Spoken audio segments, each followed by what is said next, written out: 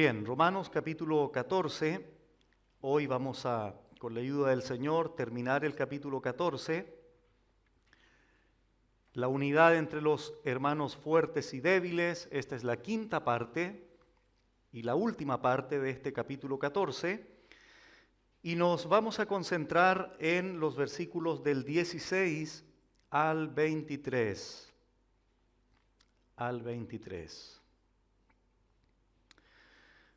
Bueno, una de las cosas que hace daño a la iglesia es cuando esa iglesia impone reglas como autoritativas en cuestiones secundarias o de menor importancia o sin importancia. Peor aún, cuando la Biblia no lo hace. Ya sea que individualmente a alguien se le ocurra imponer algo a los demás, al resto de la congregación, o que de manera corporativa esa iglesia lo haga e imponga reglas, insisto, como autoritativas para el resto de la congregación. Eso hace daño a la iglesia. Imagina que un día se nos ocurriera a nosotros, de aquí en adelante o de ahora en adelante, nadie entra al culto del día domingo con zapatillas. Ninguna mujer que entre a este salón lo hará sin falda larga. Ninguno de los varones a partir del próximo domingo viene sin corbata, pues si no se va a tener que quedar afuera. Menos subirse al púlpito sin corbata a predicar. No puede, prohibido. Imagina, un día se nos ocurriera establecer eso aquí como norma autoritativa. Los varones todos afeitados. Si hay algún varón con barba, no entra aquí. Al Señor tenemos que darle lo mejor. Y es verdad. Todos con terno, varones. Mujeres sin ningún aro, ningún maquillaje, nada, absolutamente nada. Reglas, reglas, reglas, reglas, y las elevamos como autoridad de la iglesia. Ahora, ustedes seguramente dirán, bueno, pero ¿cómo tan así? Es que están así en otros lugares. Están así. Y estoy limitando esto a cosas, por decir algunas, pero hay otras tantas más. Y eso, hermanos, increíblemente comienza a producir una carga en las personas. ¿Por qué? Porque se descuida lo más importante. Lo más relevante, lo que Dios verdaderamente considera.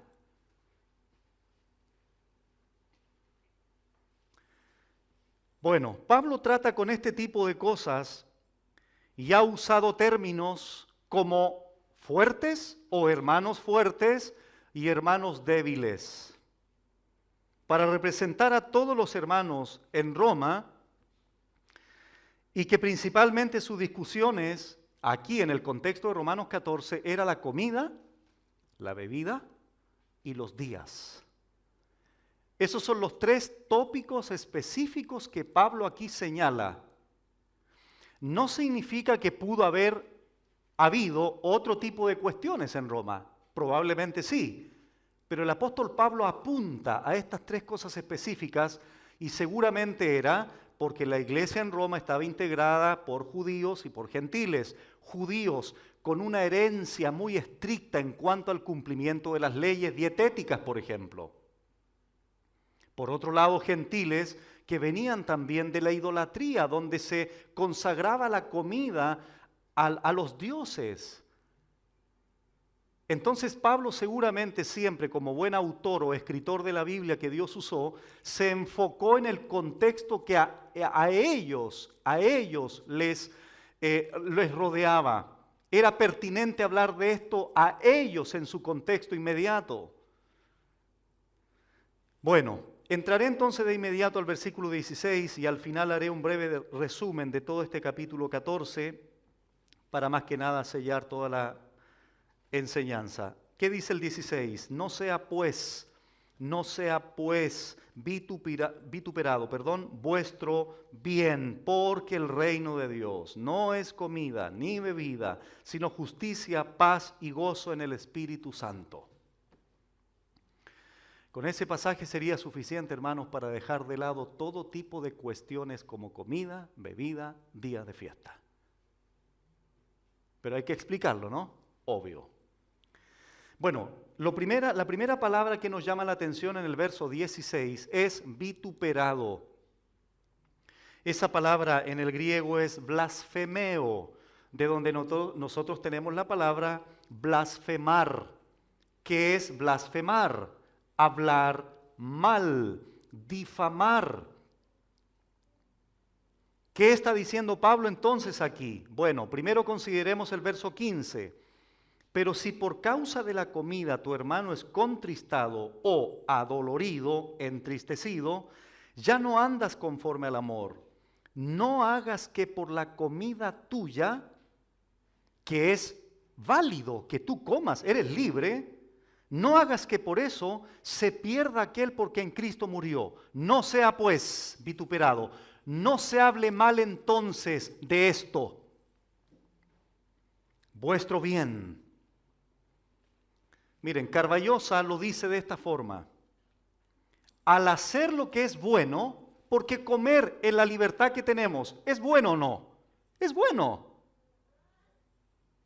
Pero hazlo de tal manera que nadie pueda criticarlo o hallar falta en lo que haces. Por el trasfondo que cada uno tenía. Porque su conciencia era acusada. Newell lo dice de esta forma: es posible que tengáis muy bendita libertad en Cristo. Y esto está bien, pero tened cuidado con el uso de vuestra libertad. No sea que alguien que no tenga vuestra libertad llame maldad vuestra conducta. No perdáis vuestra libertad, pero usadla con cuidado. En palabras sencillas, no permitas que se hable mal de lo que es un bien para ti, por usar eso de manera irresponsable, en el lugar que no corresponde, con personas que te rodean que no corresponde, porque son débiles. No permitas que sea blasfemado vuestro bien. Entonces, este bien, hermanos, que Dios me ha dado o que le había dado a los hermanos en Roma, no tenían que transformarlo en un mal testimonio. Claro que podían comer carne, pero no se lo iban a ir a comer al mercado donde todos veían que esa carne era sacrificada a los ídolos.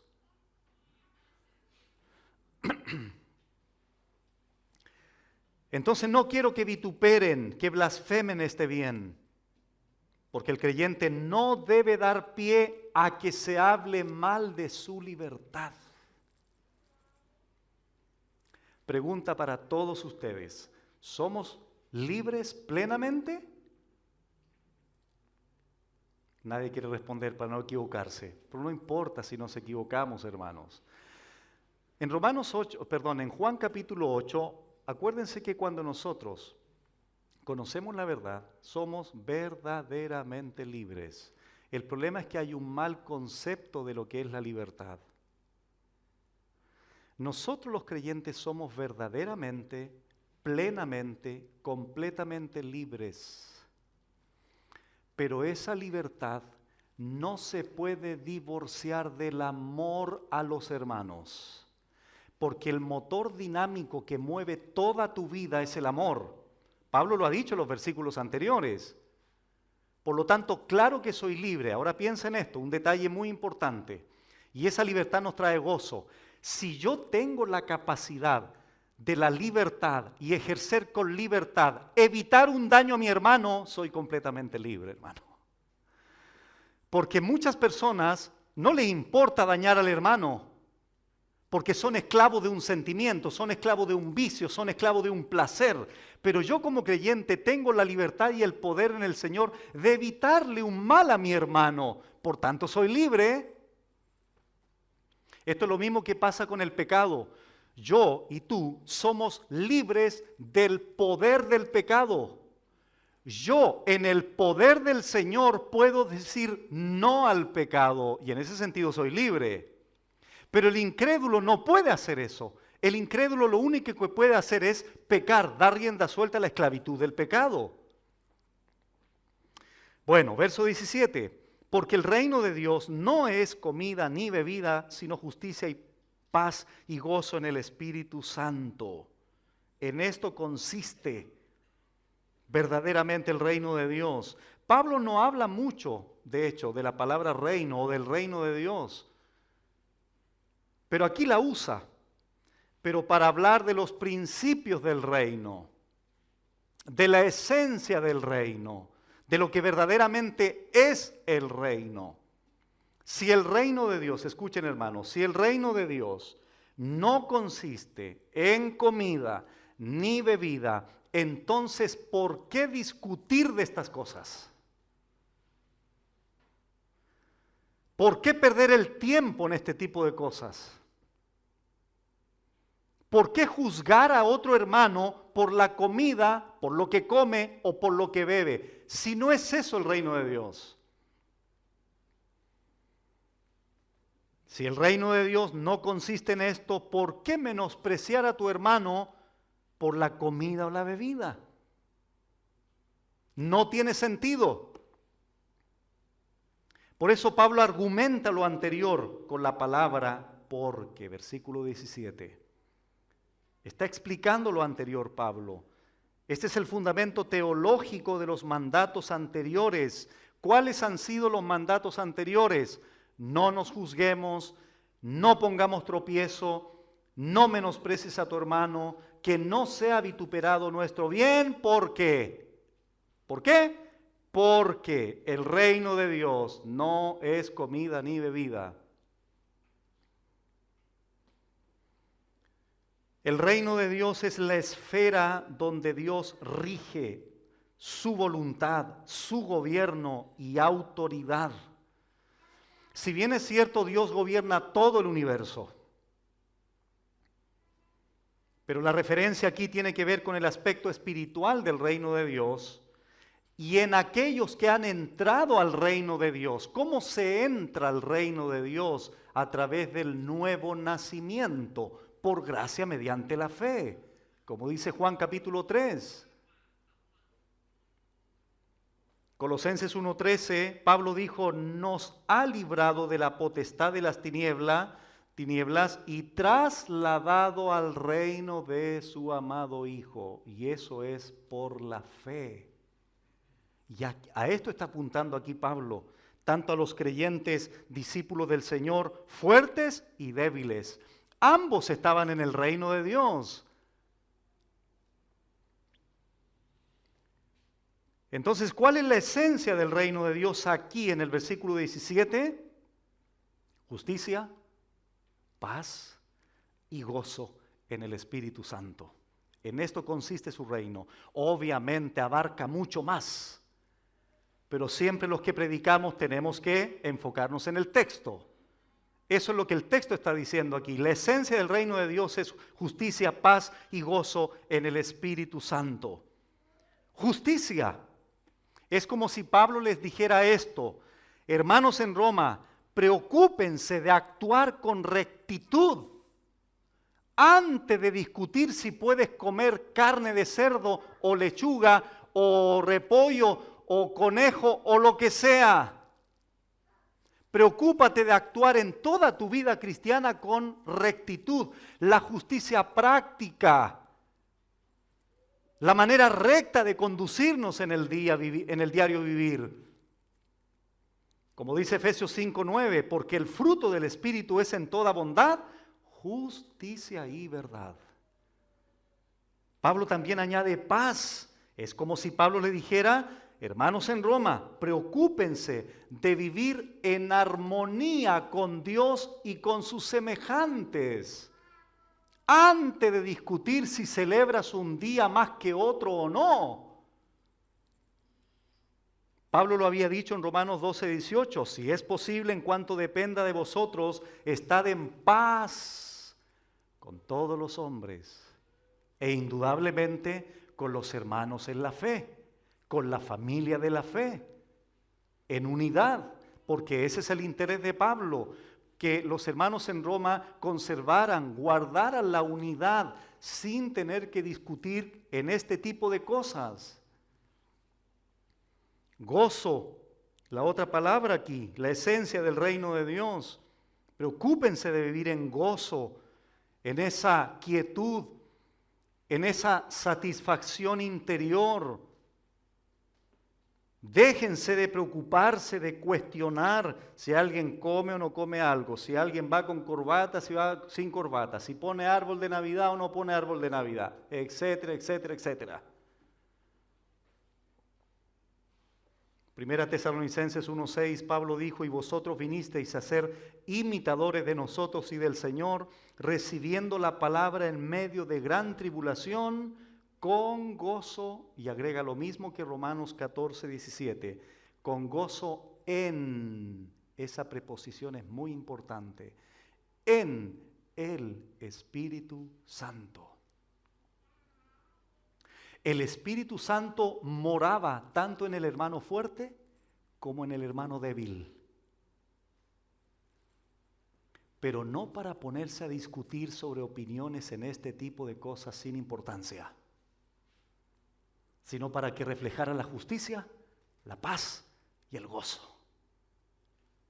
Hay personas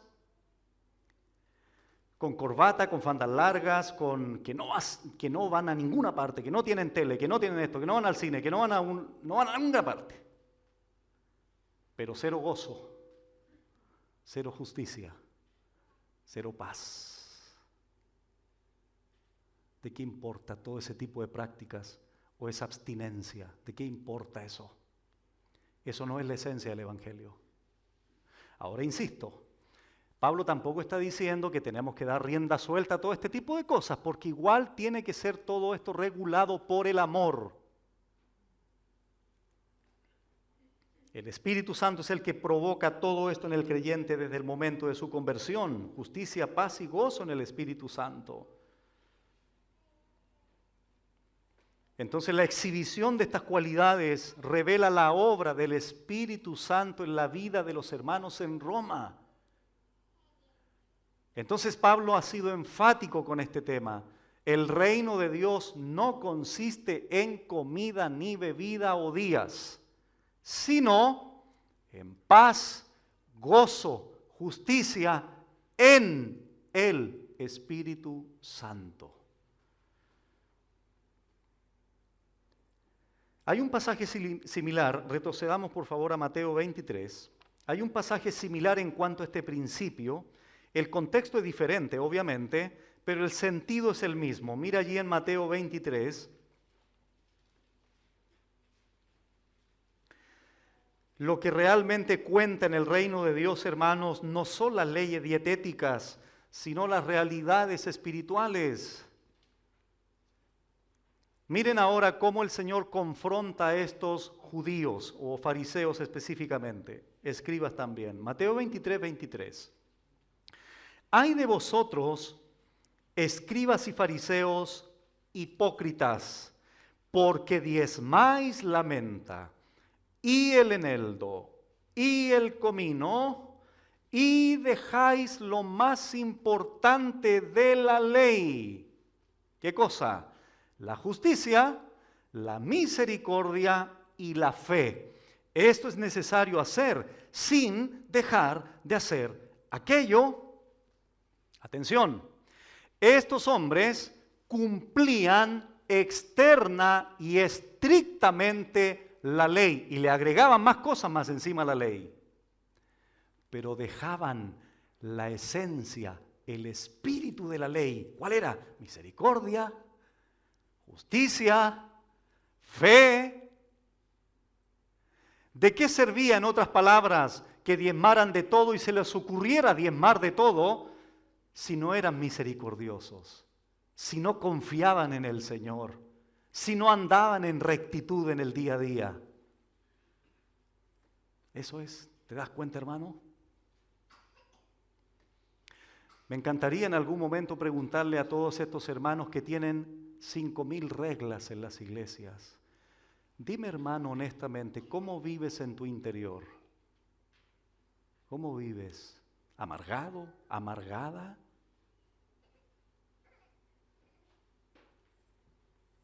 ¿Cómo es tu vida en el día a día de rectitud? ¿Cómo procedes ante tus seres queridos? Sería interesante escuchar con honestidad qué se dice. El punto de Pablo es, el reino de Dios es otra cosa. No es comida ni bebida. No debemos perder de vista, hermanos, lo que es esencial y lo que es realmente importante. Regresamos a Romanos 14. Si un creyente no come carne de cerdo por amor a otro creyente, no ha perdido ni sacrificado nada esencial. Si un creyente pierde o sacrifica justicia, esto sí que es un problema serio. Si comes o no comes cerdo, una hamburguesa o lo que sea, no es importante.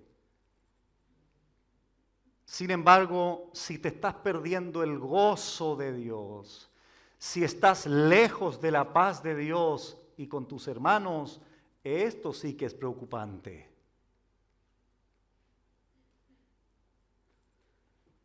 Porque se supone que el Espíritu Santo es el que provoca esto. El fruto del Espíritu producido por Dios, como dice Gálatas 5:22, esa sería una pregunta relevante para todos nosotros. No hago esto, no hago esto otro, no tengo esto, no voy allá, no voy acá. Bueno, esta realidad del versículo 17, ¿es una realidad en mí? ¿O simplemente también me impongo reglas por imponerme reglas? Versículo 18. Porque el que en esto sirve a Cristo agrada a Dios indudablemente y es aprobado por los hombres. El resultado de este servicio hecho en el poder del Espíritu es doble, hermanos. En primer lugar, se agrada a Dios, dice el verso 18, y en segundo lugar es aprobado por los hombres. Porque déjenme decirles algo, el respeto hacia tu persona no es por lo que sabes, sino por lo que vives. Eso entiéndelo. Y eso donde quiera que tú vayas va a ser una regla para todos. Estés en un aula, en una universidad, estés en el ámbito laboral, estés donde quiera que estés, a la gente no le importa lo que tú sabes. Le importa, si tú eres cristiano, que vivas lo que dices. ¿Tú crees que a la gente le importa Romanos 14 en tu trabajo? No le interesa Romanos 14. Pero ellos están viendo Biblias abiertas y vivientes a través de tu vida. Eso les importa a la gente. Entonces, si tú eres un ladrón en tu trabajo, no les importa después que sepan que vayas a la iglesia o no. Porque ellos se quedan con la imagen, se quedan con el ejemplo de hurto, de robo de tu parte. O cualquier testimonio que manches públicamente en el trabajo. Eso va a quedar en la retina de la gente, no lo que sabes o lo que se te está enseñando en la iglesia.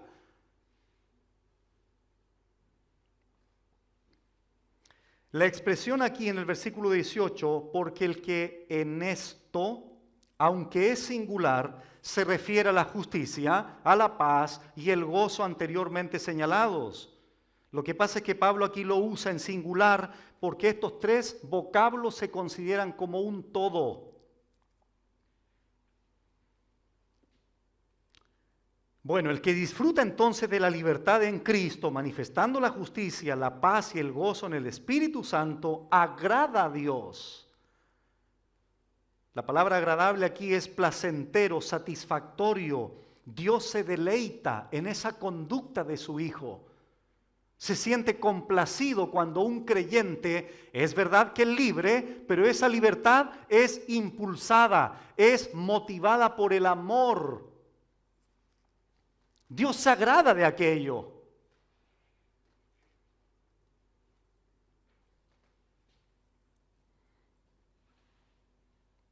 Dios se agrada de esa conducta. Y por otro lado, dice el texto, los hombres aprueban aquello. Mira, tus compañeros, tus amigos, a lo mejor nunca van a estar de acuerdo con lo que tú crees, pero te comienzan a respetar por tu testimonio. O sea, ellos pueden decir, mira, tus locuras del Evangelio, no me hables de eso, pero nunca puedo decir de ti algo malo. Qué potente, ¿no? Mira, eso de que el Señor vino, no me vengas con eso. Yo no creo eso. Pero ¿sabes qué? Te respeto. Porque nunca me has tratado mal verbalmente, nunca te he escuchado una grosería aquí, nunca has sido prepotente, nunca te has robado algo, nunca llegas tarde a tu trabajo robando el tiempo por lo que te han pagado que tienes que responder. Nunca te vas antes tampoco. ¡Wow! ¡Qué potente testimonio!, ¿verdad?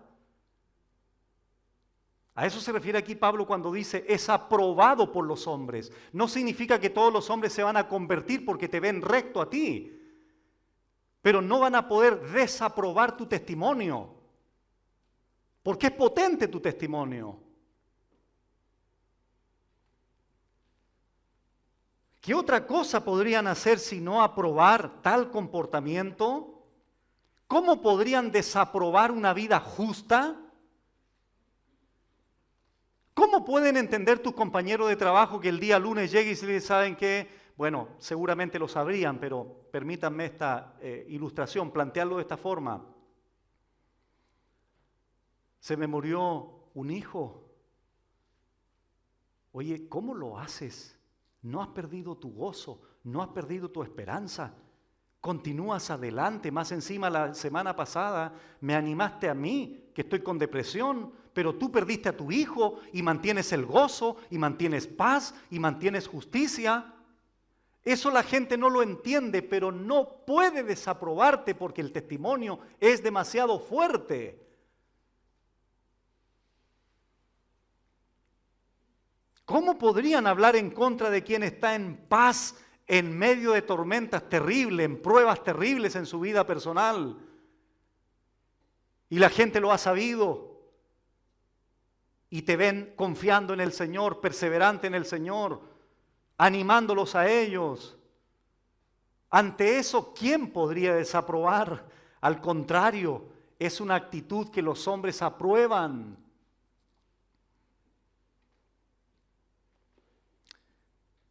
Bueno,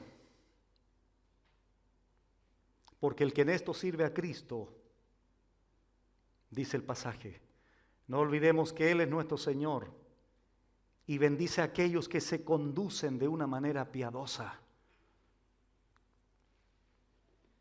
Versículo 19. Así que, expresiones de conclusión, sigamos lo que contribuye a la paz y a la mutua edificación. Pablo está culminando esta idea al decir así que, y cuando Pablo utiliza aquí el verbo sigamos, literalmente significa perseguir. Perseguir, ¿qué cosa? La paz y la mutua edificación. Es decir, una actitud que fomente y promueva la unidad. Ambos, tanto el creyente fuerte como el débil, necesitan crecer. El creyente fuerte necesita crecer en amor, el creyente débil necesita crecer en conocimiento. Entonces Pablo dice, así que todo lo que le he dicho anteriormente tiene este objetivo: persigamos la paz y la mutua edificación. Juzgar condenatoriamente o irresponsablemente no contribuye a la paz. no produce una mutua edificación, porque era lo que estaban haciendo en los versículos anteriores, como Pablo ya lo exhortó. Menospreciarse entre ustedes no contribuye a la paz. No genera una edificación mutua, al contrario, derriba, derrumba.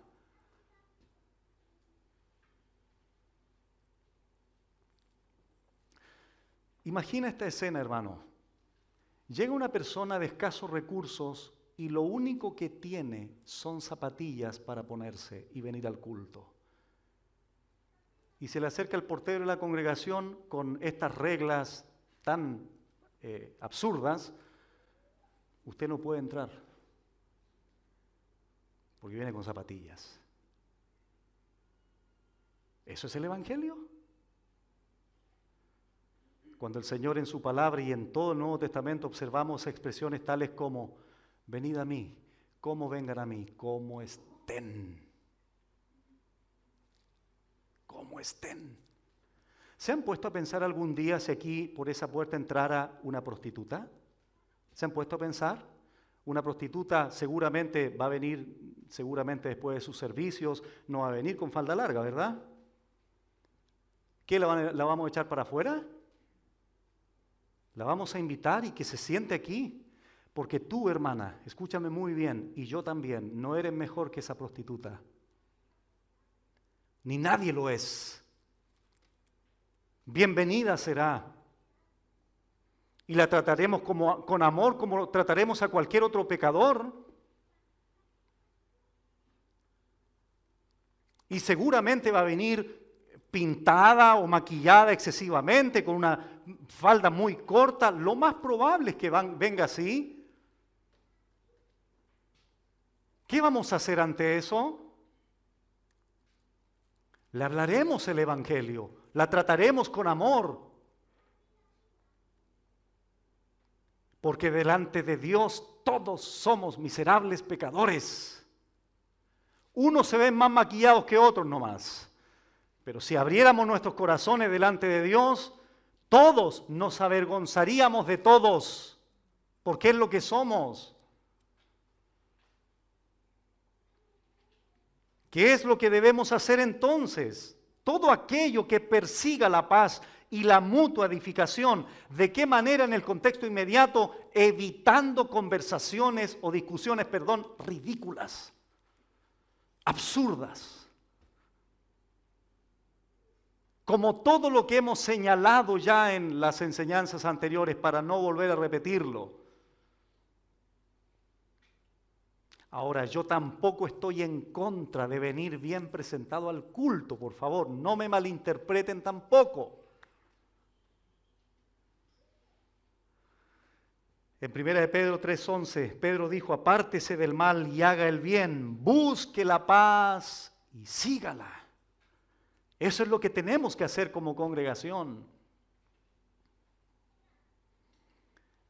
Entonces, para ser mucho más específicos, hermanos, sigamos lo que contribuye a la paz y a la mutua edificación. En el contexto inmediato es no juzgarse irresponsablemente, no juzgarse condenatoriamente. Los débiles que no juzguen más a los fuertes, y que los fuertes no menosprecien más a los débiles en este tipo de cuestiones. Beber vino no es pecado. Pero si un día te veo ebrio, hermano, tenemos que hablar contigo, ¿no? Porque eso sí es pecado, pues. Eso ya es otra cosa. Eso no es discutible. Puede ser discutible que bebas vino, dónde lo bebas, quiénes te rodearon cuando te tomaste una copa de vino. Eso puede ser discutible, pero no verte ebrio, eso es pecado. Y en eso no hay discusión. Versículo 20, no destruyas la obra de Dios por causa de la comida. ¿Por qué, hermanos? Porque iglesias que se destruyen por cuestiones absurdas. No destruyas la obra de Dios por estas cosas tan inferiores. Todas las cosas a la verdad son limpias, pero es malo que el hombre haga tropezar a otros con lo que come. El creyente no debe usar su libertad para dañar a su hermano en Cristo. No destruyas aquí, el verbo destruir, catalío en el griego, derribar, echar abajo, demoler. Hermanos, en la obra de Dios cuesta años, décadas construir. Y viene uno, dice algo irresponsablemente, creyéndose mejor que los demás, fariseo dentro de las iglesias, abajo. Estuvimos trabajando con este matrimonio, estuvimos trabajando con este hermano, y se acerca un fariseo, le hace un comentario inadecuado, abajo el hermano. Estamos fundamentando en la fe a este hermano nuevo que llegó a la fe hace un año, y viene un irresponsable o una irresponsable y dice un comentario malintencionado, se va abajo nuestro hermano. Ahí tenemos que estarlo levantando. Es muy difícil edificar la obra y es muy fácil echarla abajo por tus comentarios irresponsables, por tu corazón fariseo, por tu forma de abordar las cosas sin amor. ¿Qué está diciendo Pablo? No destruyan la obra de Dios por este tipo de cuestiones sin importancia, por la comida en este sentido. Y esto, insisto hermanos, podríamos aplicarlo a tantas cosas en la iglesia. La obra de Dios es la iglesia que se está edificando con cada uno de sus creyentes, pero por la comida, por un pedazo de carne se puede derribar. ¿Pueden entender eso? ¿Cómo puede ser? La obra magnífica del Señor, soberana del Señor, llena de gracia del Señor, donde todos nosotros como iglesia, como creyentes en el Señor, estamos siendo edificados, que porque alguien coma lechuga o no coma lechuga, se viene abajo, se destruye. ¿Pueden entender eso? ¿O cómo puede ser eso? No destruyen la obra de Dios por causa de la comida. Miren hermano, avancemos a los Corintios, al ladito, después de Romanos. Primera a los Corintios capítulo 3, versículo 9.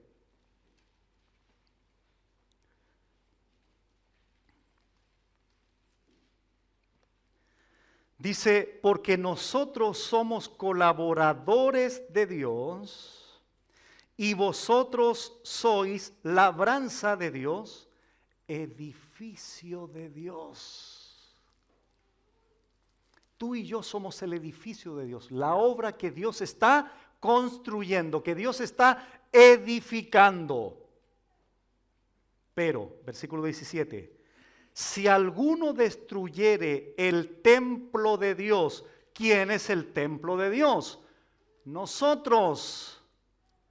¿Qué dice? Dios le destruirá a él, esto es serio, porque el templo de Dios, el cual sois vosotros, santo es. Ten mucho cuidado con destruir la obra de Dios, su templo. Ten mucho cuidado en lo que dices, porque a lo mejor sin darte cuenta estás dañando el edificio de Dios que es su templo, que es su iglesia. ¿Cuál es la advertencia de Pablo? Dios le destruirá a él. ¿Te vas a exponer a algo así? Dios le destruirá a él. Qué fuerte, ¿no? Es como cuando el Señor dijo en Mateo 10, no tengan temor a los que puedan matar el cuerpo. Temed más bien a aquel que puede destruir el alma y el cuerpo en el infierno. Y ese es Dios. Porque es su iglesia. Él pagó con su sangre su iglesia. Por eso no puede venir cualquiera a derribarla, o a destruirla, o a dañarla.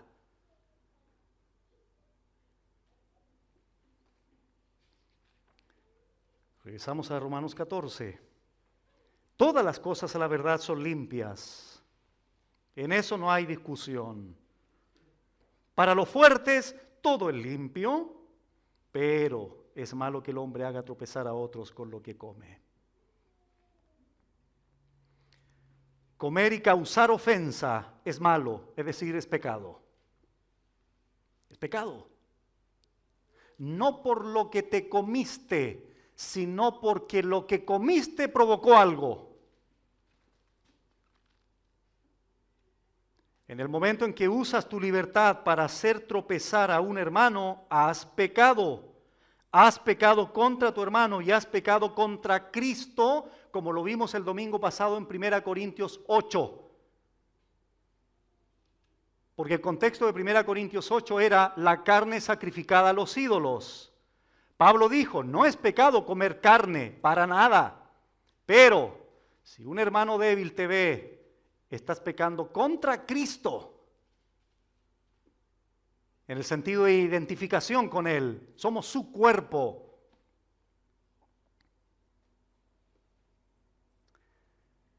Y como lo explicamos también tiempo atrás, puede ser que los débiles en algún momento salgan de esa debilidad y se transformen en fuertes. Porque esa es la idea, que los débiles en algún momento maduren en su conocimiento y en su aplicación del conocimiento. La conciencia se fortalece con el conocimiento, pero el conocimiento tiene que estar acompañado con el amor. No olvidemos nunca eso. De otra manera destruye en vez de edificar. Los creyentes podemos tener diferentes pensamientos y convicciones en este tipo de cosas, pero debemos mantenerlas en amor. Como lo hemos dicho en varios ejemplos, si alguien decide hacer algo, abstenerse de algo, que no me lo imponga a mí, porque es su decisión. Si alguien decide no comer ciertos alimentos por la razón que tenga, que no me lo imponga a mí. Y yo tampoco lo debo criticar si él se quiere abstener de algún alimento como tal.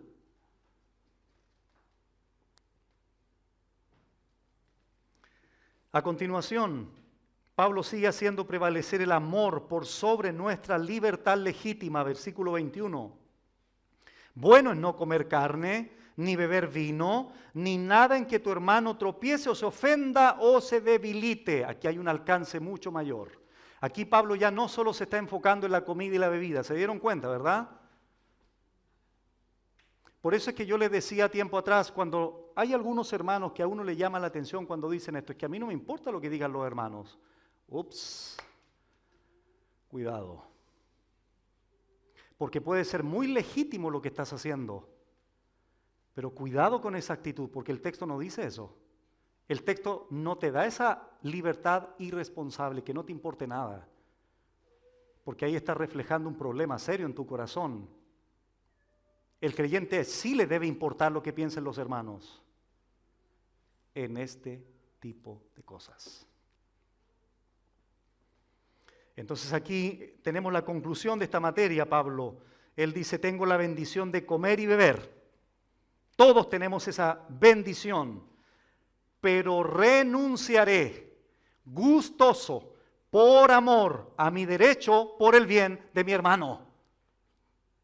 ¿Recuerdan el ejemplo que les puse cuando estuvimos en México de entrar a un concierto de música de un pianista? Si no hubiésemos andado con ese matrimonio y si hubiésemos tenido los recursos, yo personalmente hubiese entrado a ese concierto de música. Pero no sabía cómo iba a reaccionar a mi hermano al proponerle entrar a ver o escuchar a un pianista no cristiano. Por este principio. No porque me podía quedar sin alojamiento, porque gracias a Dios habían otros hermanos que sí nos podían recibir. No ese era el punto. Era porque bueno es no comer carne, ni beber vino, ni nada en que tu hermano tropiece, o se ofenda, o se debilite. Edificar a mi hermano es para mí más importante que comer o beber, o debiera ser más importante. Insisto, Pablo utilizó el ejemplo de comer y beber, pero podría ser cualquier cosa. Normalmente, hoy día, los creyentes no enfrentamos el problema de que las carnes, por ejemplo, sean dedicadas a los ídolos. Nadie te dice en la carnicería cuando vas a comprar, oiga, pero esto recién viene de un culto, esto sobró esta carne. No nos vemos expuestos a eso hoy día, pero nos vemos expuestos a otro tipo de cosas que tú y yo sabemos que para el resto de la congregación o resto de hermanos sí puede ser un problema.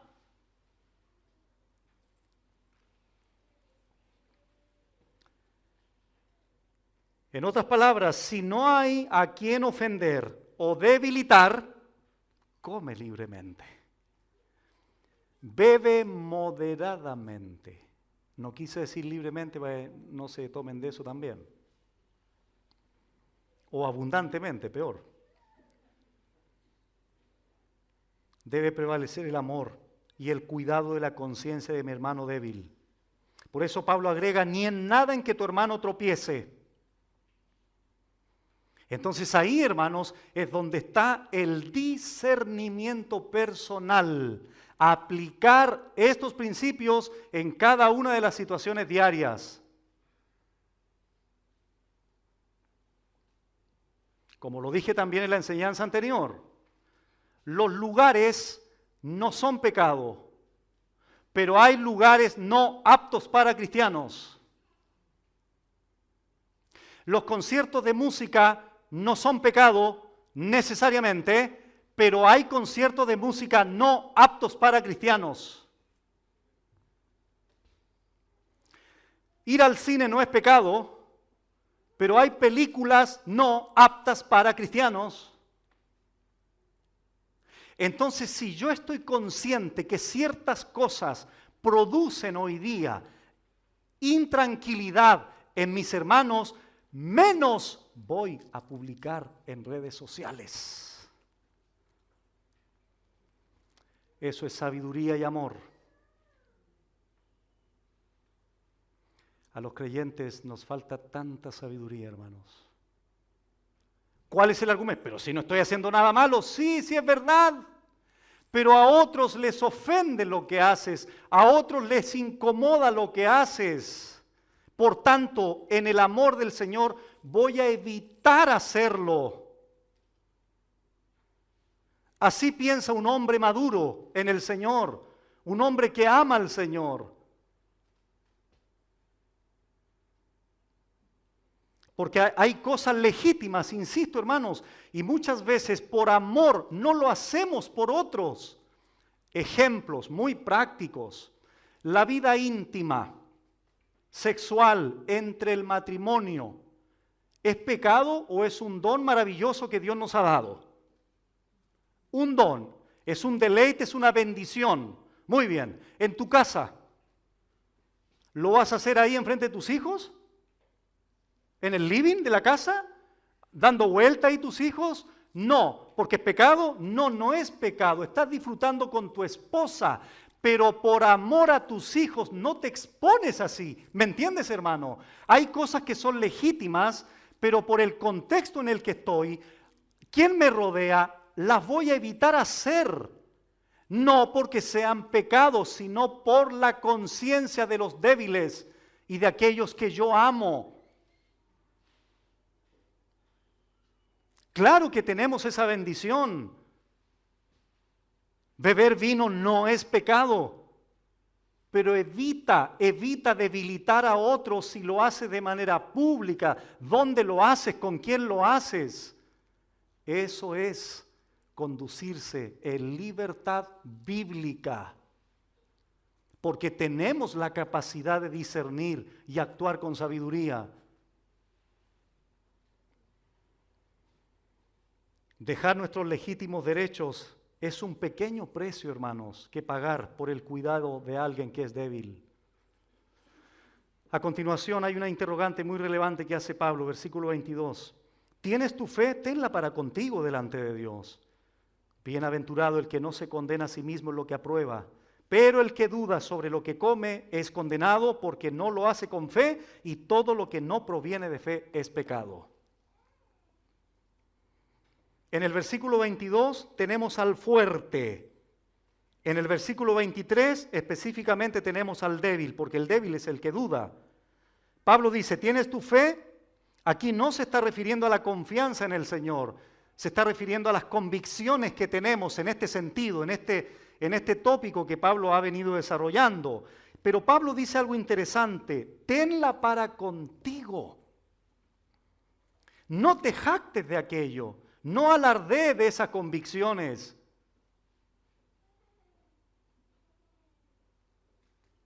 ¿Estás convencido? Beber vino no es pecado. Entonces me voy a la ramada a tomar una y estoy con los...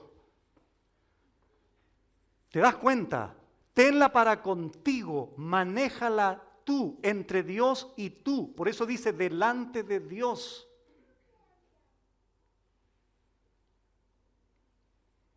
El comentarista Thomas Schweiner dice lo siguiente, no tengo la responsabilidad de ventilar públicamente cada aspecto de mi fe.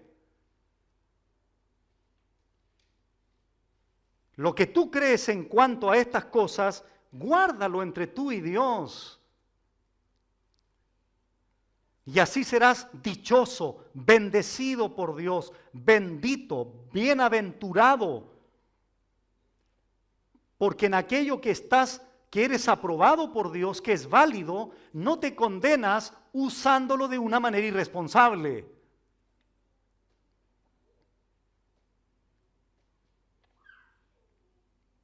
Pero el que duda sobre lo que come es condenado, porque no lo hace con fe, y todo lo que no proviene de fe es pecado. Aquí está el débil. Pablo da la razón del por qué una persona es condenada si come con dudas, porque no lo hace con fe, y todo lo que no proviene de fe es pecado. Entonces, hermanos, si alguien come sin fe, se producen dos cosas, de acuerdo al texto 23. Condena, es decir, es sentenciado, es culpable en este sentido, y pecado en segundo lugar. Con algo que no es pecado, ¿entiendes? Que es comer. Pero por la actitud que hay detrás, sí se transforma en un pecado y en una condena a sí mismo. Piensa en un hermano judío que se le ha explicado que ya comer cerdo no es pecado. O explícale a un gentil, mire, ese trozo de carne, es verdad, fue dedicado a Hades, el dios griego. Pero si ese hermano continúa con esa inquietud interior, con esa duda, y come, es pecado para él.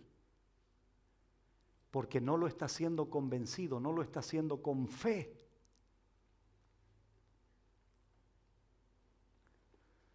Esta persona peca porque trata de silenciar la voz de su conciencia.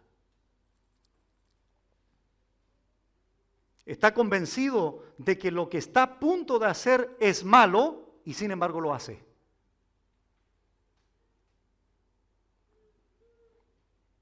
No podemos ofender nuestra conciencia, hermanos.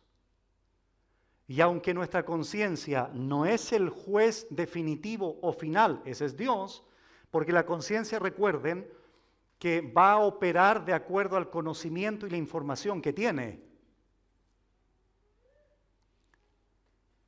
Coloco este ejemplo. Al principio de esta iglesia, me acuerdo que habían muchas inquietudes al respecto, y siempre recuerdo, al principio, insisto, varios hermanos, o no varios, pero un par de hermanos me llamaron antes de Navidad. Y me hicieron la siguiente pregunta.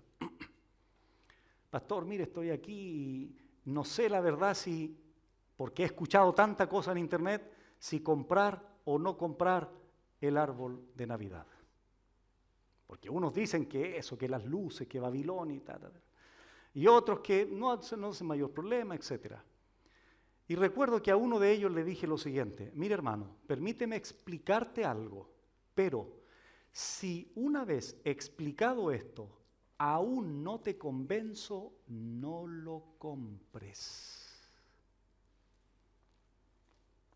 Le expliqué algunas cosas. Honestamente no sé si lo compró o no.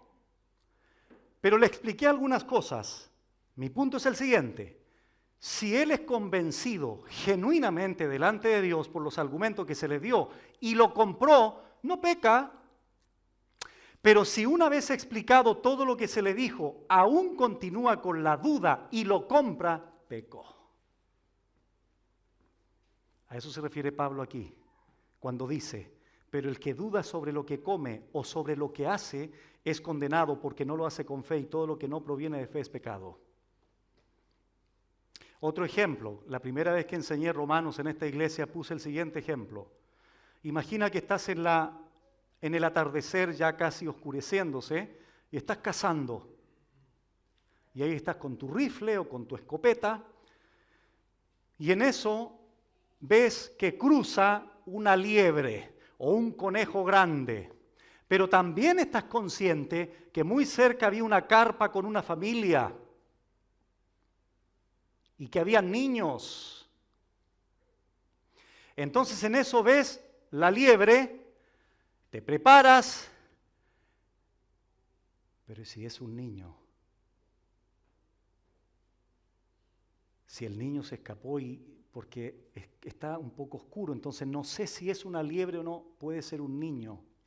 Si yo disparo, peco. Si no disparo, no peco. Correcto. ¿Saben por qué? Porque la duda me lleva a tomar la determinación de no hacer lo que quería hacer. Ahora bien, vamos a suponer que cruza la liebre y yo sé que es una liebre, no hay duda, ni siquiera pienso que es un niño, y le disparo a la liebre, pero era un niño, no peco. Aunque le haya quitado la vida al niño, delante de Dios me refiero. Claro que va a haber consecuencias, qué sé yo, la familia conmigo, etc. Pero eso es otra cosa. Pero no peco delante de Dios porque mi convencimiento fue que era un animal, no un niño. Hermanos, sería una muy buena pregunta que todos nosotros nos hiciéramos, y es la siguiente: ¿qué tanta certeza tengo todos los días en las decisiones que tomo y lo que hago? Porque hay cosas que nosotros hacemos dudando. Hay otras cosas que las hacemos convencidos. Pero el apóstol Pablo aquí nos enseña que la voz de la conciencia no debe ser ignorada. En el contexto inmediato era la comida, la bebida y los días. Si venía alguien y supo que el vino era dedicado al dios Baco y él tenía dudas de beber una copa, no lo debía hacer porque todavía continuaba con esa duda, con esa inquietud. No lo hacía convencido en que Dios ya todo lo había hecho limpio.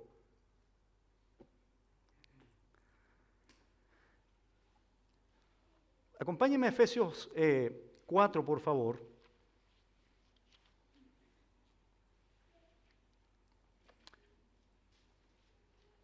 Ustedes saben que en Efesios 4, del 11 en adelante, Dios habla de los hombres dones que da su iglesia a fin de perfeccionar a los santos para la obra del ministerio.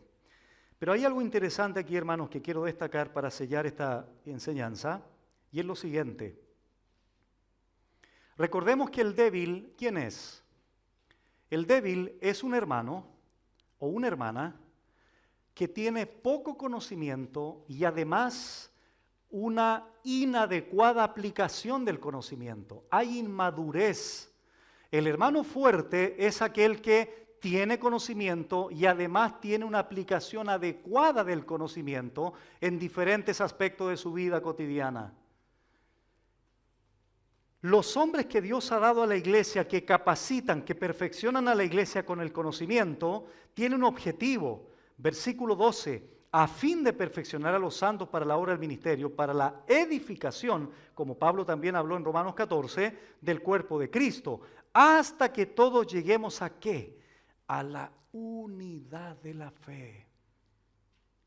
Pablo está preocupado de la unidad entre fuertes y débiles en Romanos 14. Por eso les dice, ya no discutan por estas cosas. Y del conocimiento del Hijo de Dios a un varón perfecto a la medida de la estatura de la plenitud de Cristo, para que ya no seamos niños fluctuantes o débiles, llevados por doquiera de todo viento de doctrina, por estratagema de hombres que para engañar emplean con astucia las artimañas del error, sino que siguiendo la verdad en amor, lo que Pablo también enseñó en Romanos 14, crezcamos tanto fuertes como débiles, en todo en aquel que es la cabeza, esto es Cristo, de quien todo el cuerpo bien concertado y unido entre sí por todas las coyunturas que se ayudan mutuamente, según la actividad propia de cada miembro, recibe su crecimiento para ir edificándose en amor, porque eso es lo que debe perseguir la iglesia, lo que contribuye a la paz y a la mutua edificación. La responsabilidad del fuerte es recibir al débil y no menospreciarlo. La responsabilidad del débil es no juzgar al fuerte sobre opiniones secundarias o sin mayor importancia. ¿Por qué razón? Y Pablo dio argumentos en el capítulo 14 de Romanos, porque Dios los ha recibido a ambos. Versículo 3, 15 y 7. Porque tu hermano tiene un señor, un amo, no eres tú. Él es su amo. Segundo argumento. Tercer argumento. Porque tanto el fuerte como el débil viven para el Señor. Porque Él es su dueño. Versículos 7 y 8. En cuarto lugar. Porque tanto el débil como el fuerte tendrán que comparecer ante el tribunal de Cristo, no ante ti. De acuerdo al verso 10. Otro argumento que Pablo da de recibirse, de no juzgarse, etcétera, porque tropezamos al hermano cuando abusamos de nuestra libertad, como lo vimos en el verso 13. Y porque si tropezamos a alguien no estamos mostrando el amor hacia el hermano. Somos plenamente libres, pero esa libertad debe ser motivada, impulsada, movida por el amor y la actitud de guardar y conservar la unidad en la iglesia en este tipo de cuestiones que no tienen mayor importancia. Y todo lo que vimos hoy, que el Señor nos permita ir madurando en este sentido.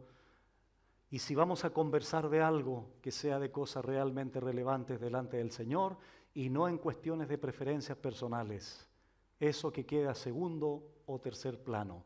Y solo así, la unidad entre los fuertes y débiles será una realidad delante de Dios. Y Él se agradará de aquello.